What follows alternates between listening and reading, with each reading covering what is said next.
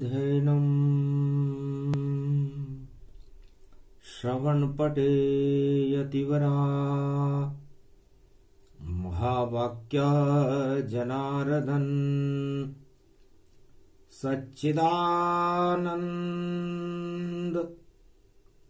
त्वं शरणं ब्रजेश। यादवेन्द्रं दयादाता पुंडरीक्षा क्षीरसागर शयनं कमलनयनं नमस्तुते नमामि श्रीहरि। धैर्य से जिसको धारण किया जाता है, कर्ण पटमों से जिनका पान किया जाता है, ऐसे सच्चिदानंद भगवान श्री यादवेंद्र सरकार को मैं नित्य ही चिंतन करता हूं, नमन करता हूं, जिनको नमन करने से मंगल आदि मंगल तो हो ही जाते हैं, साथ ही में बहुत बड़ा बल मिलता है मनुष्यों को। ओम कुमारिका क्षेत्राय नमः, कमलेश्वराय नमः, कोडेश्वराय नमः, कालिंदेश्वराय नमः, कश्मीरेश्वराय नमः, मार्कंडेश्वराय नमः। ओम मानसरोवर कैलाशाधिपतये नमः, द्वादश ज्योतिर्लिंगाय नमः, रामेश्वराय नमः, केदारेश्वराय नमः, सोमनाथाय नमः, त्र्यंबकेश्वराय नमः। नमः नमः नमः नमः। नमस्कार सब जगत गुरु को और प्रथम वंदना की। अगहन का ये मास है और पंचमी लीन, सोमवार कलयुग पड़े पंचमी रूप समान। पंच तत्व का ज्ञान है गीता, बोले कृष्ण भगवान। है अर्जुन, ये जो पंच तत्व की देह है, इस देह में नारायण का निवास रहता है। यदि हम इस देह में धर्म की स्थापना कर लें तो नारायण की कृपा को प्राप्त कर लेते हैं, और अगर इस देह में हम अधर्म की स्थापना कर लें तो कुरुक्षेत्र का मैदान बन जाती है ये देह, ये जगत, ये संसार सागर है। और अधर्म स्थापना करना महाभारत को प्रकट करने के समान होता है। तो पंच तत्व की देह का क्या जग में इतबार, ना जाने किस समय को जावे स्वर्ग सिधार। इस पंच तत्व की देह का घमंड नहीं करना चाहिए, इस शरीर का घमंड नहीं करना चाहिए, क्योंकि ये शरीर समय पाकर नष्ट हो जाता है और शरीर की वासनाएं समय पाकर नष्ट हो जाती है। जिस तरह कौरव वंश अपने आप नष्ट हो गया, न उसे किसी ने नष्ट किया, न तुमने नष्ट किया, न मैंने नष्ट किया, अपने अधर्म के कारण कौरव नष्ट हुए हैं। इसलिए अर्जुन, उस पाप के भागी न तुम हो न मैं हूं, न ये संसार है। काल कर्म की गति को टाल सके नहीं कोय, जो अधर्म के साथ हो वो अपने आप क्षय होए। तो इस संसार में चारों युगों में जो भी अधर्म के साथ रहता है अपने आप ही नष्ट हो जाता है, और जो धर्म के साथ रहता है अपने आप ही प्रकाशमान रहकर ईश्वर की कृपा को प्राप्त करके मोक्ष परम धाम को प्राप्त हो जाता है। इसे ही गीता कहते हैं। आज पंचमी का दिन है, तो क्षीर सागर में शयन करे और नारायण भगवान और कलयुग में भी दे रहे वह गीता का ज्ञान, सियावर रामचंद्र शंकर हरिओ। तो अर्जुन, भगवान विष्णु की नाभि में तुम्हें ले चलता हूं, वहीं से गीता प्रकट होती है। और गीता अजर अमर अविनाशी है, क्योंकि भगवान विष्णु की नाभि, जिसके अंदर निराकार की ज्योति का प्रकाश रहता है, वो प्रकाश ही चारों युगों में सारे संसार में धर्म की रक्षा करता है। तो हर मनुष्य की नाभि में दो वस्तुएं होती हैं, एक धर्म होता है और एक अधर्म होता है। तो आप जैसा बोओगे वैसा काटोगे। तो नाभि के अंदर रहे नारायण भगवान, उनकी कृपा को लीजिए सुन अर्जुन गीता ज्ञान। तो नाभि का मतलब ही क्या होता है अर्जुन? जब कोई बालक इस संसार में जन्म लेता है मां के गर्भ से, तो वो निराकार की ज्योति से उसकी नाभि जुड़ी रहती है और अपने कर्मों को लेकर के वह उत्पन्न होता है। तो जैसी जिसके कर्म हो वैसी हो संतान, और नाभि कट कर आ जाती है और हो जाती संतान। तो नाभि कट जाती है तो उसमें से कर्म का जन्म होता है। वो शुभ कर्म का जन्म हुआ बालक का या अशुभ कर्म का जन्म हुआ, ये तो उसकी जन्म कुंडली बताएगी, उसके कर्म बताएंगे। तो चलो दर्शन करें पंचमी, सोमवार गति पाए, अमृत क्षीर सागर में रहता और अमृत दूं दिखलाए। अमृत पान करो अर्जुन, यही तो गीता ज्ञान रहे। जो अमृत पान कर लेता है वह अजर अमर इंसान रहे। तो भगवान विष्णु की नाभि के अंदर एक कमल खिलता है अर्जुन। ये कमल किसका है? ये शांति का कमल है, क्योंकि शांताकारं भुजंग शयनम भगवान विष्णु नयनं नयनं, मम हृदय मम नयन विना विराजो। विष्णु चार चतुर्भुजं स्वरूपं, शंख चक्र गदा पद्म धारणं, लक्ष्मी चरण चापते वंदारविंदम हृदयारविंदम।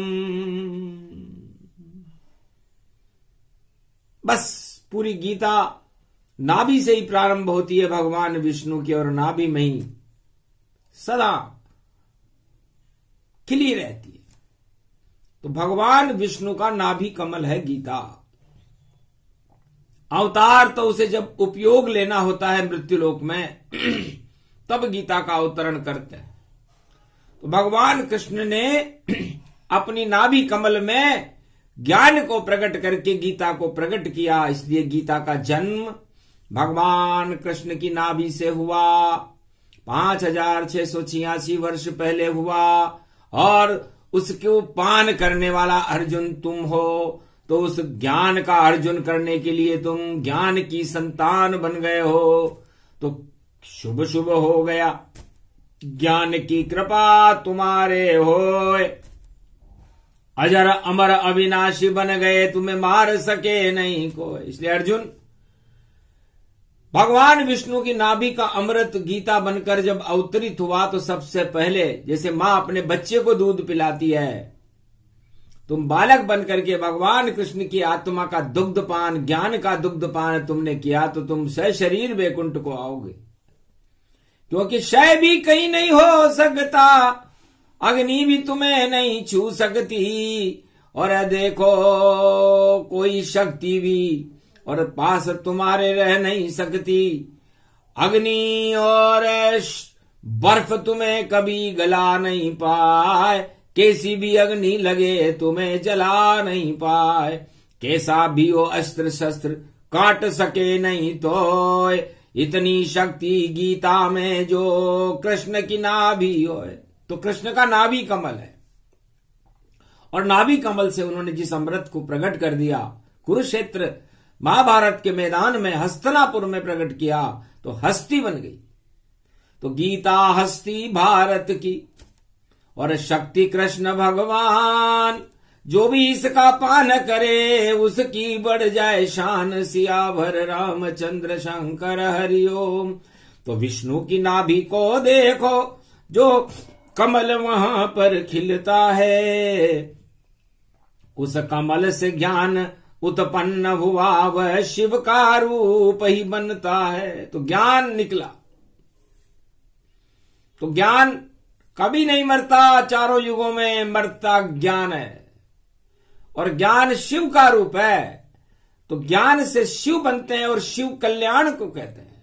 इसलिए ज्ञान का सदुपयोग विश्व के कल्याण के लिए और अपनी आत्मा और अपने परिवार के कल्याण के लिए हर मनुष्य को करना चाहिए।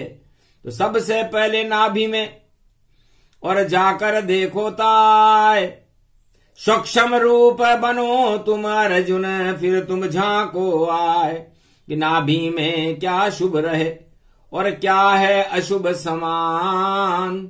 वैसा ही कुरुक्षेत्र है और धर्म क्षेत्र उसे जान। अब नाभि में अशुभता भरी हुई होगी, आपके विचार भी अशुभ हो जाएंगे और महाभारत का कारण बनेंगे। और यदि नाभि के अंदर आपने शुभता भरी हुई है, तो आपके विचार भी शुभ होंगे और धर्म क्षेत्र बन जाएगा।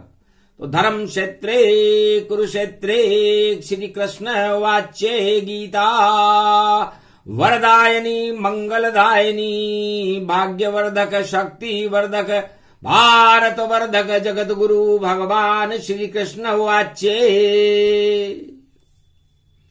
तो इस भारत के ऊपर, इस भारत माता को जो भी कुरुक्षेत्र बनाने के लिए अपनी तैयारियां शुरू करते हैं, उसे महाभारत कहते हैं। उस कुरुक्षेत्र को ही समाप्त कर देती है गीता, और धर्म क्षेत्र बना देती है संपूर्ण भारत को। चारों युगों में ऐसा ही और भारत में हो जाता है।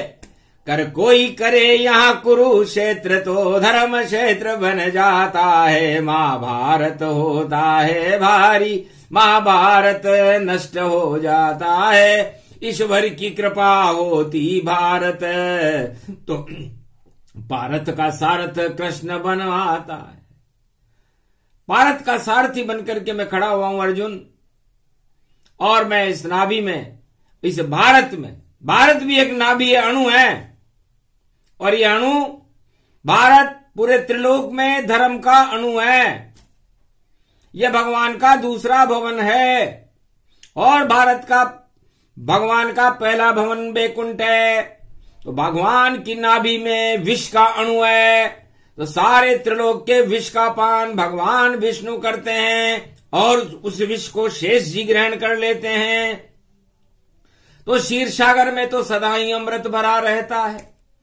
तो क्षीर सागर तो अमृतमय है, क्योंकि भगवान विष्णु जिस शेष शैया पर विराजमान रहते हैं, उन्होंने कह रखा है, शेष जी हमारे आसपास भी विष नहीं आना चाहिए। आप फुकारे मारते रहो, और जो भी विष हमारे ऊपर फेंके या हमारे भवन भारत पर फेंके, उसको आप ग्रहण कर लो। तो जितने भी विष त्रिलोक के, उसको शेष पी जाए, और अमृत अमृत ही बचे, वह विष्णु कहलाए। सियावर रामचंद्र शंकर हरिओम। और जिसके पास अमृत होगा और शांति जिसके पास रहे, और नाभि कमल में देखो ज्ञान का, जिसकी नाभि में सदा प्रकाश रहे। तो विष्णु के नाभि कमल में शिव ही ज्ञान का रूप, और ब्रह्मा जी की श्रुतियां देखो, वह है ब्रह्म स्वरूप। और जिस उसको मिलती है लक्ष्मी, जो ब्रह्म ज्ञान को जानता है, जो फैलाता है जगत में त्रिलोक में शांति, और विष्णु का वह पहचानता है। तो जिसने विष्णु पहचान लिए और जिसको हो गया ज्ञान, और उसी को मिलेगी शांति और लक्ष्मी कृपा महान। जिसके हृदय में शांति की स्थापना हो जाती है, समझ लो उस पर भगवान विष्णु की कृपा हो जाती है। और जिस पर भगवान विष्णु कृपा कर देते हैं वह लक्ष्मी को प्राप्त करने का पात्र बनता है, और लक्ष्मी जी की कृपा उस दिव्य आत्मा पर हो जाती है जो शांति की स्थापना करने के लिए अपनी पंच तत्व की इस देह का पूरी ताकत लगा देते हैं। इसे गीता कहते हैं। तो अपनी पंच तत्व की देह को और नाभि कमल को जान, और नाभि कमल का ज्ञान ही है गीता का ज्ञान। सियावर रामचंद्र शंकर हरिओम। ये नाभि कमल का ज्ञान है अर्जुन, श्री कृष्ण ही तुम्हें सुनाते हैं। और जिस मैदान में तुम कुरुक्षेत्र में खड़े हुए उसे हम धर्म क्षेत्र बनाते हैं। तो देखो शक्ति कृष्ण की, कृष्ण तुम्हारे साथ। कुरुक्षेत्र मैदान में कौरव खावे मात, सियावर रामचंद्र शंकर हरि। तो विश्व का अणु है भगवान विष्णु और धर्म का अणु है भारत।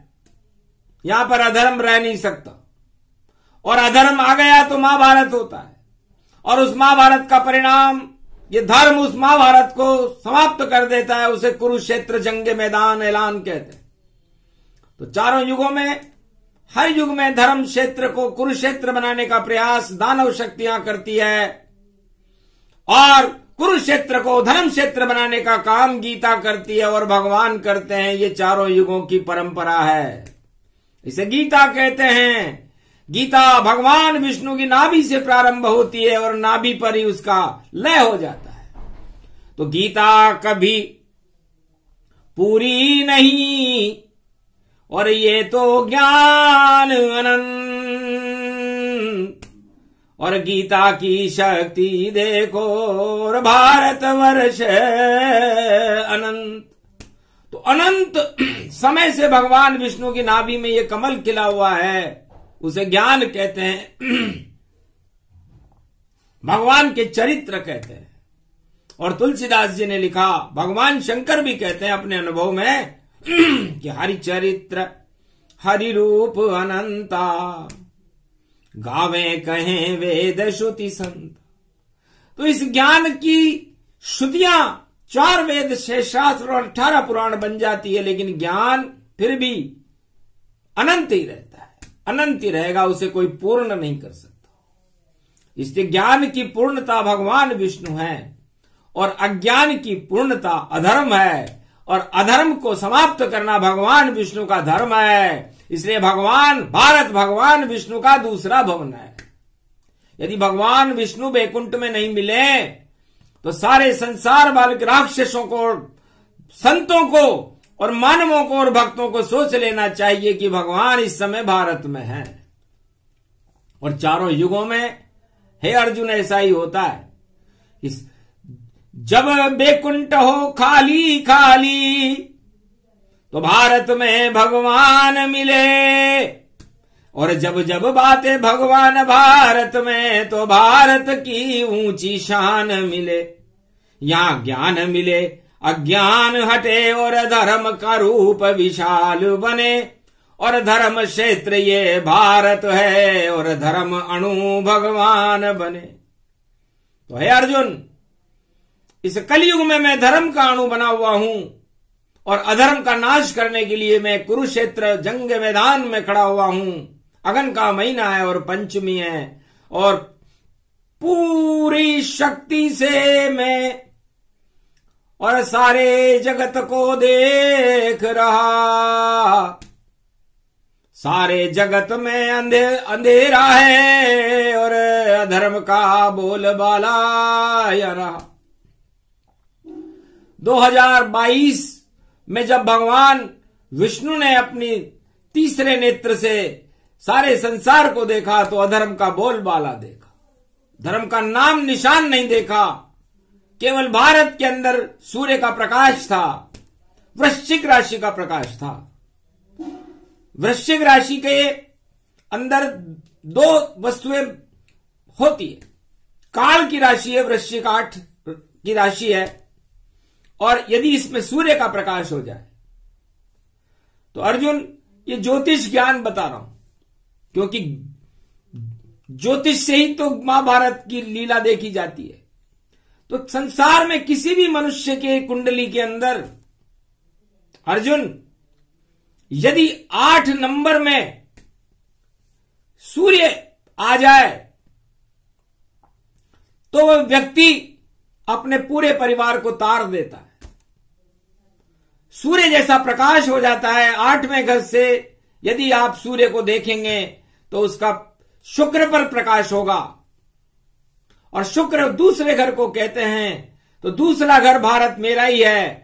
तो मैं सूर्य का प्रकाश बनकर जब भी भारत में आता हूं, या किसी की भी कुंडली में सूर्य 8 नंबर में हो, तो उसे समझना चाहिए कि वह मरते हुए को भी जीता कर सकता है, जिंदा कर सकता है। यही गीता का ज्ञान है। गीता का ज्ञान वृश्चिक राशि में अगन में क्यों सुनाया जाता है? क्योंकि अगन के अंदर सूर्य भगवान हमेशा, हर युग में, हर महीने में, हर वर्ष में 8 नंबर में रहते हैं।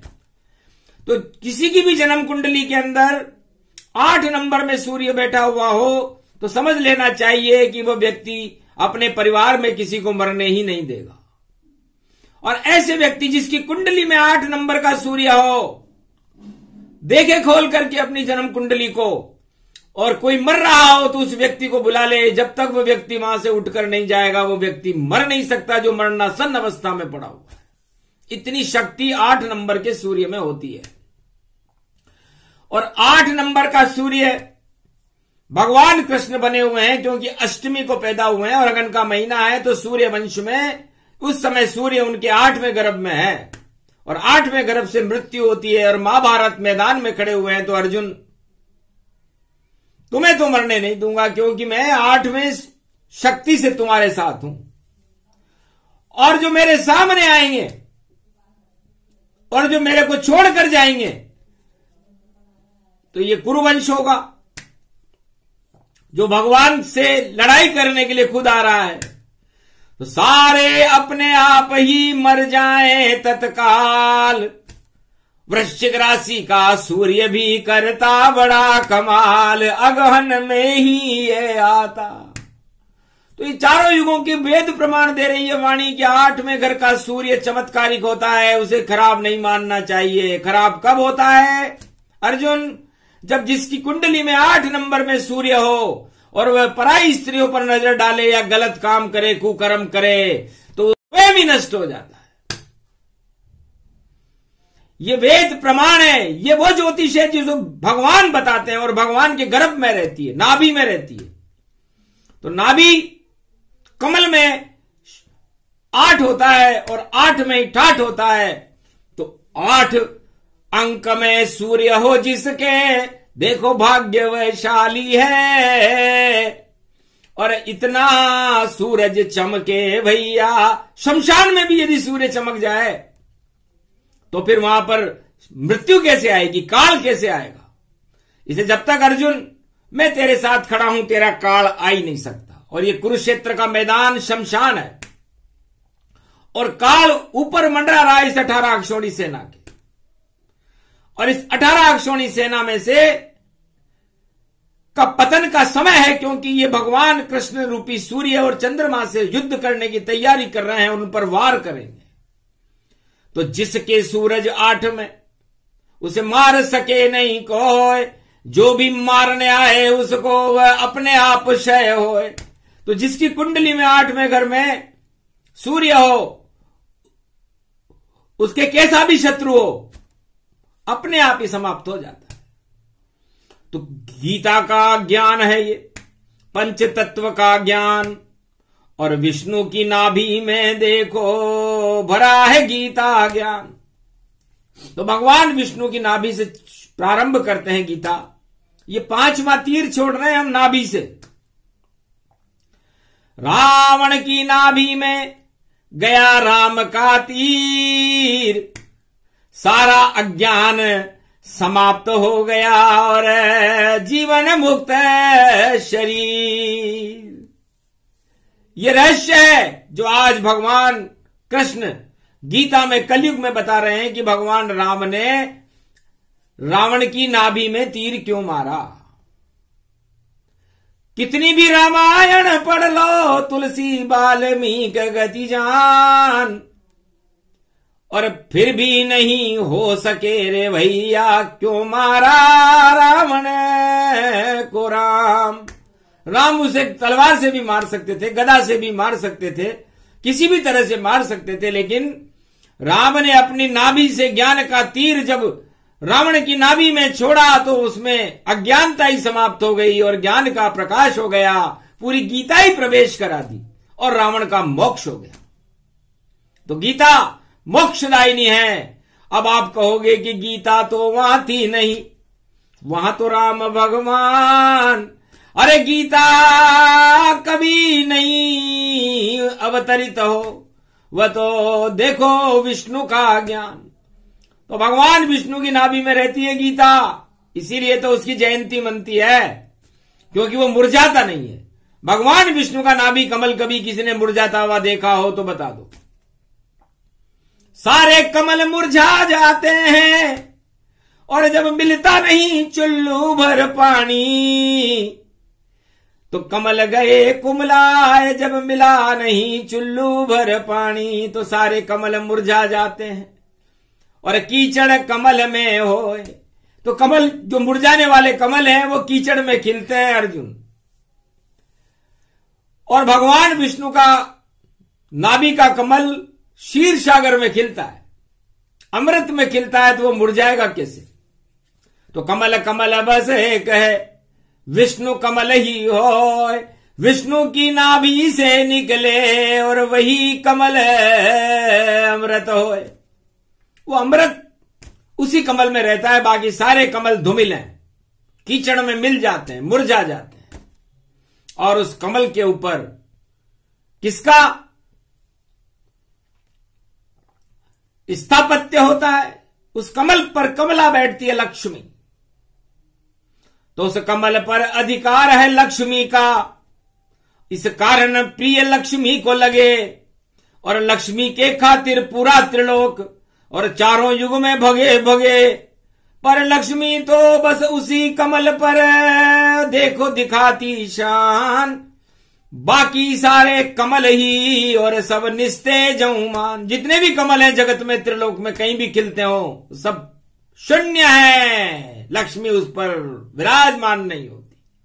ये भगवान कृष्ण ने गीता में अर्जुन को बताया। अर्जुन भौचक्का रह गया कि भगवान कह क्या रहे। इसलिए भगवान के मुखार बिंद में रहती है। और राम भी भगवान विष्णु का ही पूर्ण अवतार है, 12 कला का। और भगवान कृष्ण 16 कला के अवतार हैं भगवान विष्णु के। और कल की भगवान 64 कला के अवतार हैं भगवान विष्णु के, जो कलयुग में आएंगे। तो एक ही कमल काफी यहां, जो ज्ञान को दे फैलाए। सदी की ईस्वी में खिल जाएगा कमल, फिर कभी नहीं मुरझाए। कुरुक्षेत्र तब तक जितने सारे क्षय हो जाए, और विष्णु का जब कमल खिले कलयुग में, तो धर्म क्षेत्र बन जाए। भारत उस समय धर्म क्षेत्र बन चुका होगा 21वीं शताब्दी में, जब कमल खिलेगा। भगवान कल की भगवान की नाभि से खिलेगा, उसका किसी कमल से कोई लेना देना नहीं। वह कमल अजीब गरीब है वह, और देखो उसकी खुशबू फैले और सारा जगत उस खुशबू में, और देखो अपना जीवन है पहले, और सारा जगत प्रसन्न हो और महक जगत सब जाए। कल की भगवान की नाभि से जब कमल जाए प्रगट, तो ज्ञान ही ज्ञान उस कमल में, और ज्ञान जगत गुरु हो। कल की भगवान की कृपा से कलयुग में 21वीं सदी में हो, 21वीं सदी में भारत विश्व का जगत गुरु होगा। और तब कल की भगवान अपनी नाभि में ज्ञान का कमल खिलाएंगे। अज्ञानता के कमल तो चारों युगों में खिलते रहते हैं और चारों युगों में मुरझाते रहते हैं, लेकिन ज्ञान का कमल खिलने का समय भारत में आ चुका है। अर्जुन, ये गीता में द्वापर में नहीं, तुझे कलयुग में सुना रहा हूं। तो सारी गतिविधियां कलयुग की और पंच तत्व में गाऊंगा, और जितने घन घमंड इस कलयुग में मैं सबको दूर भगाऊंगा। जो सुने कृष्ण की गीता को उसको बलवान बनाऊंगा। वह सब भक्त होएंगे मेरे संग, मैं उनको ही पुजवाऊंगा। द्वापर में तो पुज गया अर्जुन और कलयुग पुजे तमाम। जो भजले कृष्ण के नाम को वह कल की भगवान। त्वम शरणम ब्रजेश है उनका अद्भुत मंत्र। जो भी शरण रहे ब्रजेश की और वह हो परम स्वतंत्र। तो परम स्वतंत्र न सिर पर कोई, ये गीता का ज्ञान है जोई। भारत में कलयुग में सुनावा, भारत को जगत गुरु बनावा। भक्त बने कल की के सारे, अंधकार हट जावे सारे। कुरुक्षेत्र का नाश भवानी, प्रगटी कृष्ण की कलयुग वाणी। धर्म क्षेत्र भारत बने और जगत गुरु कल की भगवान। और ज्ञानमय ये भारत होगा, धर्म गुरु इसे मान। धर्म श्रृंखला धर्म की शक्ति भारत होए। भारत बन जाए धर्म क्षेत्र और कुरुक्षेत्र क्षय होए। तो कुरुक्षेत्र को धर्म क्षेत्र बनाना ही तो गीता है। धर्म क्षेत्रे कुरुक्षेत्रे श्री कृष्णा वाच्ये ज्ञान शक्ति दुर्धरा धनानाम धनया स्वतंत्रमयो परितेयरनाम ताम ताम जियम ज्योति ज्योतिमय नाम नाभि कमल जानो रूप तनय गंड मानो। रे को गीता ज्ञान की सुरसुरी प्यागट हो गई। भारत की जय जय हो गई, अधर्म शक्ति क्षय हो गई। ये गीता का है तीर पांचवा, जो पृथ्वी में जय हो गई। तो नाभि कमल से कृष्ण ने मारा पांचवा तीर। अजब गजब की गीता बोली और हुआ ज्ञान शरीर। शरीर में ज्ञान शक्तियों का प्रागट्य हो गया। सारे भारत में जो पांचवा तीर भगवान कृष्ण छोड़ रहे हैं गीता का, 11 तीर छोड़ने। तो हर भारतीय के अंदर इस समय धर्म क्षेत्र बनेगा, उसके अंदर विचार बदलेंगे, उसकी शक्तियां बदलेंगी, जब भी तो गीता है। इसे सुना सुनाया नहीं जाता और इसमें किसी को बुलाया नहीं जाता। इसको सुनते बजरंग बली या उमा शक्ति को लाया जाता, या सुनती है राधे रानी या अर्जुन सुने तमाम, या हिमालय के अदृश्य संत सुनते गीता ज्ञान। इतने लोग सुनते हैं इसको। बाकी भारत में इसे कोई मनुष्य केवल वाणी के माध्यम से सुन सकता है। जिसका भाग्य होगा वह सुन लेगा। इसलिए ज्यादा लोग इसे नहीं सुन सकते, क्योंकि गीता गर्भ का ज्ञान है और इसे सुने नहीं कोई। जिस पे ईश्वर की कृपा वही सुनेगा जो सियावर रामचंद्र शंकर हरिओम। तो अद्भुत ज्ञान तुम्हें ये सुनाया, ये सब श्री कृष्ण की माया। कलयुग में वाणी में गाया और पांचवा तीर कृष्ण चलाया। जितने भारत में 1.25 अरब सबके घुस गया तीर। अंधकार हट गया सबका और किस्मत बदली तकदीर। उनकी तकदीर को बदलने के लिए, भारत माता की तस्वीर को बदलने के लिए, भारत से अज्ञानता को हटाने के लिए, भारत देश को विश्व का जगत गुरु बनाने के लिए भगवान कृष्ण पूरी ताकत लगा रहे हैं 8 वृश्चिक राशि के सूर्य में। इसलिए वृश्चिक राशि के सूर्य को बहुत शक्तिशाली मानना चाहिए और वह शक्ति केवल अगन के महीने में होती है, और 8 में भगवान कृष्ण होते हैं और सारी अधर्म की शक्तियों को निस्तेज कर देते हैं। इसलिए सूर्य को करो प्रणाम शक्ति प्रगटाई, और सुषुम्ना की शक्ति भारत फैलाई। ये सुषुम्ना का ही ज्ञान गीता को मानो, और सूर्य वंश इक्ष्वाकु वंश में जानो। इक्ष्वाकु वंश भी सूर्य का वंश है और सूर्य वंश में ही राम जी है।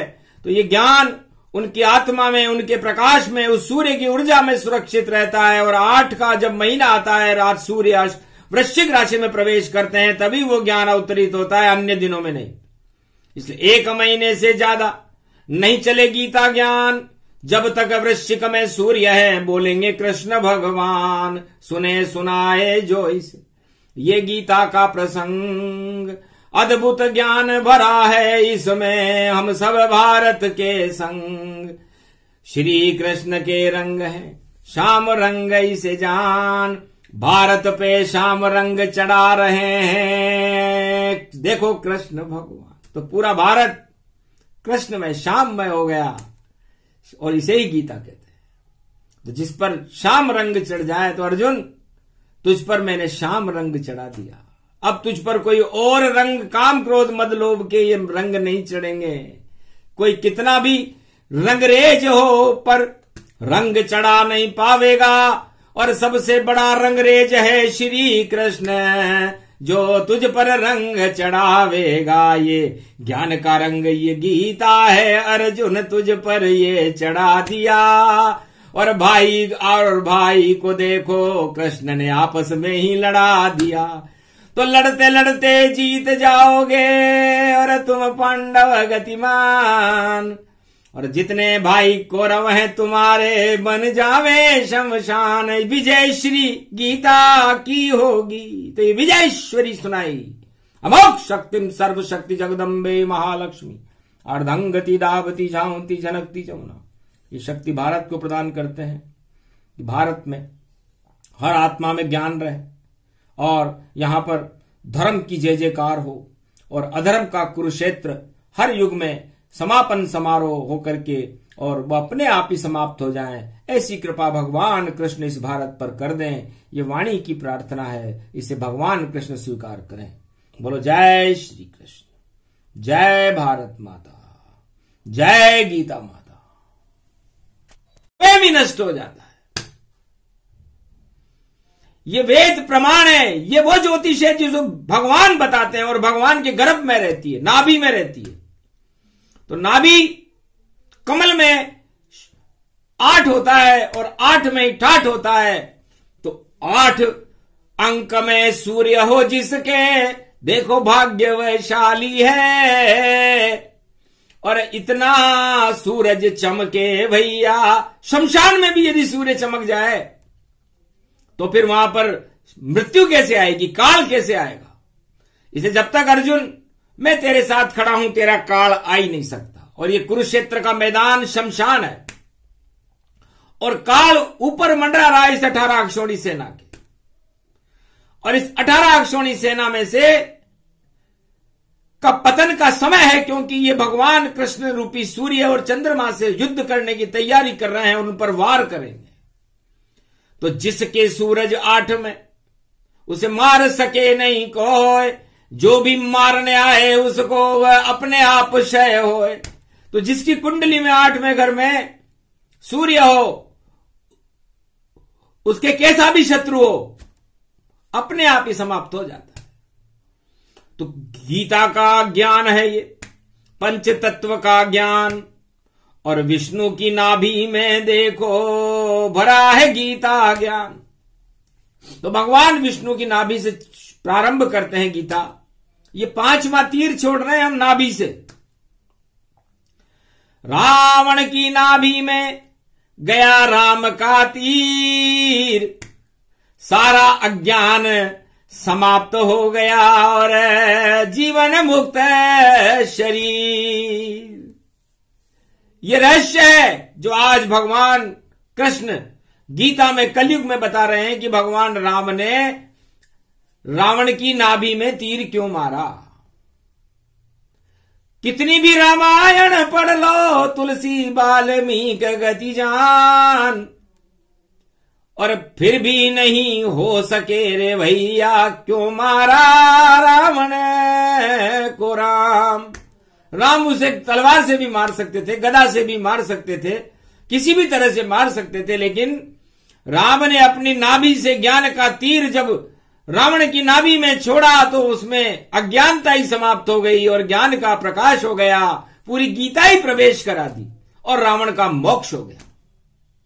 तो गीता मोक्षदायिनी है। अब आप कहोगे कि गीता तो वहां थी नहीं, वहां तो राम भगवान, अरे गीता कभी नहीं अवतरित हो, वह तो देखो विष्णु का ज्ञान।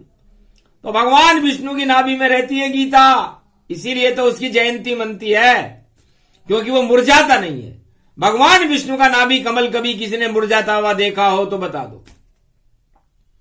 सारे कमल मुरझा जाते हैं और जब मिलता नहीं चुल्लू भर पानी, तो कमल गए कुमलाए जब मिला नहीं चुल्लू भर पानी, तो सारे कमल मुरझा जाते हैं और कीचड़ कमल में होए। तो कमल जो मुरझाने वाले कमल हैं वो कीचड़ में खिलते हैं अर्जुन। और भगवान विष्णु का नाभि का कमल क्षीर सागर में खिलता है, अमृत में खिलता है, तो वो मुरझाएगा कैसे। तो कमल कमल बस एक है विष्णु कमल ही हो, विष्णु की नाभि से निकले और वही कमल अमृत होए। वो अमृत उसी कमल में रहता है, बाकी सारे कमल धूमिल हैं, कीचड़ में मिल जाते हैं, मुरझा जाते हैं। और उस कमल के ऊपर किसका स्थापत्य होता है? उस कमल पर कमला बैठती है लक्ष्मी, तो उस कमल पर अधिकार है लक्ष्मी का। इस कारण प्रिय लक्ष्मी को लगे और लक्ष्मी के खातिर पूरा त्रिलोक और चारों युग में भगे भगे, पर लक्ष्मी तो बस उसी कमल पर देखो दिखाती शान। बाकी सारे कमल ही और सब निस्तेज मान। जितने भी कमल हैं जगत में त्रिलोक में कहीं भी खिलते हो सब शून्य है, लक्ष्मी उस पर विराजमान नहीं होती। ये भगवान कृष्ण ने गीता में अर्जुन को बताया। अर्जुन भौचक्का रह गया कि भगवान कह क्या रहे। इसलिए भगवान के मुखार बिंद में रहती है। और राम भी भगवान विष्णु का ही पूर्ण अवतार है 12 कला का, और भगवान कृष्ण 16 कला के अवतार हैं भगवान विष्णु के, और कल की भगवान 64 कला के अवतार हैं भगवान विष्णु के, जो कलयुग में आएंगे।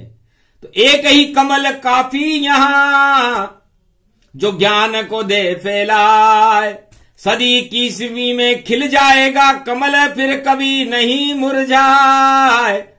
कुरुक्षेत्र तब तक जितने सारे क्षय हो जाए, और विष्णु का जब कमल खिले कलयुग में तो धर्म क्षेत्र बन जाए। भारत उस समय धर्म क्षेत्र बन चुका होगा 21वीं शताब्दी में, जब कमल खिलेगा भगवान कल की भगवान की नाभि से खिलेगा। उसका किसी कमल से कोई लेना देना नहीं, वह कमल अजीब गरीब है वह, और देखो उसकी खुशबू फैले और सारा जगत उस खुशबू में, और देखो अपना जीवन है पहले और सारा जगत प्रसन्न हो और महक जगत सब जाए। कल की भगवान की नाभि से जब कमल जाए प्रगट, तो ज्ञान ही ज्ञान उस कमल में, और ज्ञान जगत गुरु हो। कल की भगवान की कृपा से कलयुग में 21वीं सदी में हो, 21वीं सदी में भारत विश्व का जगत गुरु होगा। और तब कल की भगवान अपनी नाभि में ज्ञान का कमल खिलाएंगे। अज्ञानता के कमल तो चारों युगों में खिलते रहते हैं और चारों युगों में मुरझाते रहते हैं, लेकिन ज्ञान का कमल खिलने का समय भारत में आ चुका है। अर्जुन, ये गीता में द्वापर में नहीं, तुझे कलयुग में सुना रहा हूं। तो सारी गतिविधियां कलयुग की और पंच तत्व में गाऊंगा, और जितने घन घमंड इस कलयुग में मैं सबको दूर भगाऊंगा। जो सुने कृष्ण की गीता को उसको बलवान बनाऊंगा, वह सब भक्त होएंगे मेरे संग, मैं उनको ही पुजवाऊंगा। द्वापर में तो पुज गया अर्जुन और कलयुग पुजे तमाम, जो भजले कृष्ण के नाम को वह कल की भगवान। त्वम शरणम ब्रजेश है उनका अद्भुत मंत्र, जो भी शरण रहे ब्रजेश की और वह हो परम स्वतंत्र। तो परम स्वतंत्र न सिर पर कोई, ये गीता का ज्ञान है जोई। भारत में कलयुग में सुनावा, भारत को जगत गुरु बनावा। भक्त बने कल की के सारे, अंधकार हट जावे सारे। कुरुक्षेत्र का नाश भवानी, प्रगटी कृष्ण की कलयुग वाणी। धर्म क्षेत्र भारत बने और जगत गुरु कल की भगवान, और ज्ञानमय ये भारत होगा, धर्म गुरु इसे मान। धर्म श्रृंखला धर्म की शक्ति भारत होए, भारत बन जाए धर्म क्षेत्र और कुरुक्षेत्र क्षय होए। तो कुरुक्षेत्र को धर्म क्षेत्र बनाना ही तो गीता है। धर्म क्षेत्रे कुरुक्षेत्रे श्री कृष्णा वाच्ये ज्ञान शक्ति दुर्धनाम स्वतंत्रमयो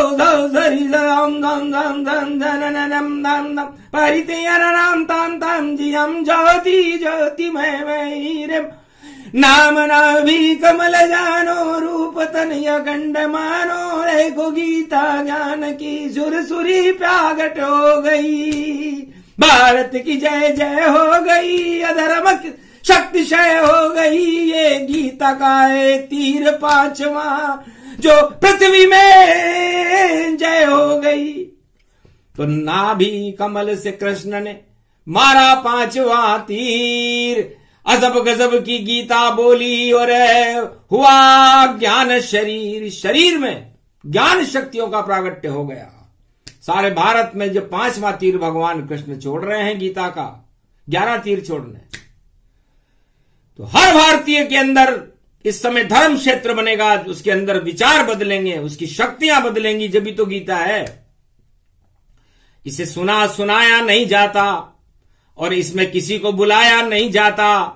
इसको सुनते बजरंग बली या उमा शक्ति को लाया जाता, या सुनती है राधे रानी या अर्जुन सुने तमाम, या हिमालय के अदृश्य संत सुनते गीता ज्ञान। इतने लोग सुनते हैं इसको। बाकी भारत में इसे कोई मनुष्य केवल वाणी के माध्यम से सुन सकता है, जिसका भाग्य होगा वह सुन लेगा। इसलिए ज्यादा लोग इसे नहीं सुन सकते, क्योंकि गीता गर्भ का ज्ञान है और इसे सुने नहीं कोई। जिस पे ईश्वर की कृपा वही सुनेगा जो सियावर रामचंद्र शंकर हरिओम। तो अद्भुत ज्ञान तुम्हें ये सुनाया, ये सब श्री कृष्ण की माया, कलयुग में वाणी में गाया। और पांचवा तीर कृष्ण चलाया, जितने भारत में 1.25 अरब सबके घुस गया तीर। अंधकार हट गया सबका और किस्मत बदली तकदीर। उनकी तकदीर को बदलने के लिए, भारत माता की तस्वीर को बदलने के लिए, भारत से अज्ञानता को हटाने के लिए, भारत देश को विश्व का जगत गुरु बनाने के लिए भगवान कृष्ण पूरी ताकत लगा रहे हैं 8 वृश्चिक राशि के सूर्य में। इसलिए वृश्चिक राशि के सूर्य को बहुत शक्तिशाली मानना चाहिए, और वह शक्ति केवल अगन के महीने में होती है, और 8 में भगवान कृष्ण होते हैं और सारी अधर्म की शक्तियों को निस्तेज कर देते हैं। इसलिए सूर्य को करो प्रणाम, शक्ति प्रगटाई, और सुषुम्ना की शक्ति भारत फैलाई। ये सुषुम्ना का ही ज्ञान गीता को मानो, और सूर्य वंश इक्ष्वाकु वंश में जानो। इक्ष्वाकु वंश भी सूर्य का वंश है और सूर्य वंश में ही राम जी है। तो ये ज्ञान उनकी आत्मा में, उनके प्रकाश में, उस सूर्य की ऊर्जा में सुरक्षित रहता है। और 8 का जब महीना आता है, रात सूर्य वृश्चिक राशि में प्रवेश करते हैं, तभी वो ज्ञान अवतरित होता है, अन्य दिनों में नहीं। इसलिए 1 महीने से ज्यादा नहीं चले गीता ज्ञान, जब तक वृश्चिक में सूर्य है, बोलेंगे कृष्ण भगवान, सुने सुनाए जो इसे। ये गीता का प्रसंग अद्भुत ज्ञान भरा है, इसमें हम सब भारत के संग। श्री कृष्ण के रंग है श्याम रंग, इसे जान, भारत पे श्याम रंग चढ़ा रहे हैं, देखो कृष्ण भगवान। तो पूरा भारत कृष्ण में श्याममय हो गया और इसे ही गीता कहते हैं। तो जिस पर श्याम रंग चढ़ जाए, तो अर्जुन तुझ पर मैंने श्याम रंग चढ़ा दिया, अब तुझ पर कोई और रंग, काम क्रोध मद लोभ के ये रंग नहीं चढ़ेंगे। कोई कितना भी रंगरेज हो, पर रंग चढ़ा नहीं पावेगा। और सबसे बड़ा रंगरेज है श्री कृष्ण, जो तुझ पर रंग चढ़ावेगा। ये ज्ञान का रंग ये गीता है, अर्जुन तुझ पर ये चढ़ा दिया। और भाई को देखो, कृष्ण ने आपस में ही लड़ा दिया। तो लड़ते लड़ते जीत जाओगे, और तुम पांडव गतिमान। और जितने भाई कौरव हैं तुम्हारे, बन जावे शमशान। विजय श्री गीता की होगी, तो ये विजयश्वरी सुनाई। अमोघ शक्तिम सर्वशक्ति जगदम्बे महालक्ष्मी, अर्धंगति दावती झांवती झनकती जमुना।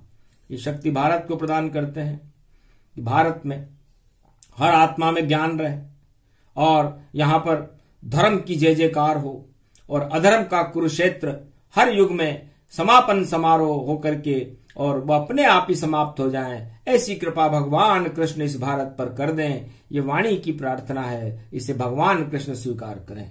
बोलो जय श्री कृष्ण, जय भारत माता, जय गीता माता।